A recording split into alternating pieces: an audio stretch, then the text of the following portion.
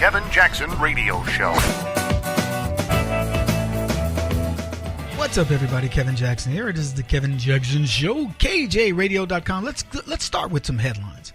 Bernie Sanders' son, Levi, is going to run for Congress.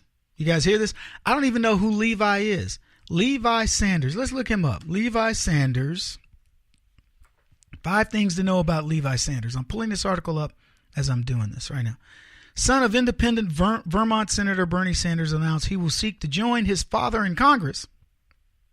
Going to run in New Hampshire's 1st Congressional District, for a seat currently held by Representative Carol Shea Porter, a Democrat. She's not running for re-election. So here's what they say you need to know about this guy.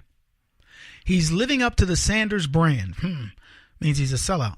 Sanders is running on a platform that mirrors in part that of his father, who defeated Clinton in the New Hampshire primary 2016. The basic difference is that I'm a vegetarian and he's not, Sanders told Vice News, which had earlier reported that Sanders was considering a run. Says he'll run his own race. According to his campaign website, he cites a need for Medicare for all health care system, tuition-free public college, and a boost to the minimum wage. Sanders also calls for urgent action to address the opioid epidemic, which he says is at crisis level in the granite state, equal pay for women, and sensible gun laws. He doesn't live in the district. No surprise there. It's worth noting that he's running in New Hampshire. He resides in Claremont, which is the state's 2nd congressional district. Representative Ann Custer, a Democrat, represents that district, and she's running for re-election. He's only required to live in the state, not the district, to run for office. He's never held public office. Well, why should that stop him? Right? He's tried. According to the New York Times, Levi ran for a city council in Claremont at the age of 40, but finished 7th out of 9 candidates. He's worked with his father on political campaigns as a senior aide during his 2016 campaign for the presidency and as a consultant on his bid for the Senate. A consultant. Yeah, using my finger quotes there. The race will be tough. The race to fill the seats gearing up to be competitive. He jumped into the race. There are 8 Democratic candidates, 3 Republicans. Some of the organizations that supported the elder Sanders in 2016 primaries have lined up behind other candidates.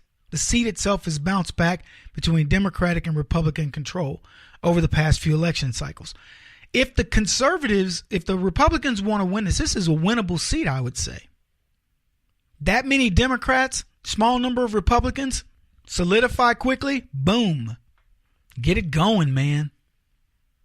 He's not the only Sanders running for higher office. His sister, Karina Driscoll, recently announced that she's running for mayor in Burlington, the position that launched her dad's political career. She served as a city council member and state legislature, is tapping into the power of the Vermont senator in her efforts, though she too insists she's running her own race.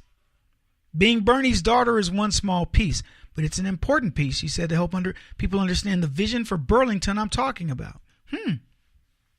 Good for them. So the Sanders are now trying to become a political dynasty along the lines of the Kennedys and the Clintons. Perhaps even the Obamas, huh? Wow. Go Bernie. Go Bernie. It's your birthday. Go Bernie. What else we got here? Headlines. Doomsday. I love this one. Doomsday Vault beefed up with seeds. Dun, dun, dun, dun, dun. You want to know why? Due to global warming. They're saying that the federal government said we better put in more seeds in the vault. You know, they got the underground vaults in the Cheyenne Mountains and all over the place. We need to put in more seeds because, global warming may kill the seeds that we currently have, and then that's the end of that. What's funny to me is how we ended up getting fruit and, vegetables and all that to begin with. We had this barren earth, Pangea. It broke apart. It was hot. It formed the current continent system that we have. And we've got delicious foods. I don't think it's going away, personally. I think nature will find a way to get us what we need. That's just my opinion. But yeah, Doomsday Vault being beefed up with seeds due to global warming. See, here's what I think. I think the Doomsday Vault, they went in there and they went, when's the last time we changed out these seeds? And somebody said, you know what, Kev? I don't know, man. It's probably been a while. Let's check the manual. So they checked the manual and they went, holy cow, man, these seeds are 5 years old. What's the lifespan on these seeds? And somebody said, man, I think we're right at the cusp. We need to get rid of these seeds. So they said to the purchasing order, listen, we got all these seeds that are right at the end of their, being good. Let's get rid of them. Let somebody else plant them. Let's see where we go from there. And that's what they did. But we're being told it's due to global warming. I saw another story. It says penguins are in danger of extinction, due to anybody? Global warming. That's right. Not only do we need to beef up our seeds in the vault, penguins are in danger. There's a certain type of penguin, like a king penguin or royal penguin or big penguin. I don't know which one, but he's got problems due to global warming. And here's what I said. I guess all the polar bears have died out. Because it seemed like last year, they were telling me how bad it was for polar bears. They're dying. The sea ice is getting to this or whatever. So we better get, the polar bear. Are the polar bears gone? Or, just somebody please explain it to me. Because I believe the polar bears are still here. From what I hear, they're frolicking. They're doing great. They love the expanded sea ice. Global climate change hasn't impacted them one bit. But that's not what they tell you. Polar bears, still alive. This penguin, let me make you a bet. This penguin will still be alive 2 years, 5 years, 10 years from now, 20 years from now. This penguin will still be on the planet, having fun and frolic, keeping its butt away from those jaguar seals. What are they called? Those tiger seals? I don't know what they're called, but they're mean-spirited dudes. They were not seals. Like there's sea lions, and then there's it's like a jaguar seal or something like that. Big teeth. Mean animal for sure. Short break, folks. We'll be back in just a bit. Keep it here. This is the Kevin Jackson Radio Show. Do you owe back taxes to the IRS or state? The secret to avoiding the IRS nightmare is to seek professional representation. My friends at Security Tax Associates provide the most cost-effective and ethical representation in the industry while helping to avoid seizures, levies, and wage garnishments.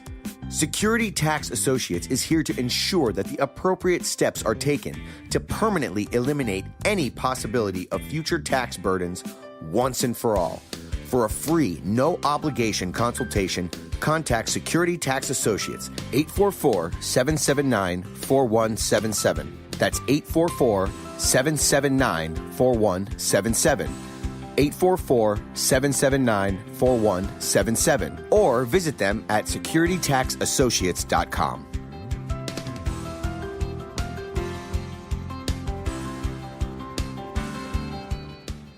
Beth Cook Moranville, author of Closer Than Your Breath, a book of hope. Hope, that wonderful, wonderful 4-letter word that you may feel completely out of.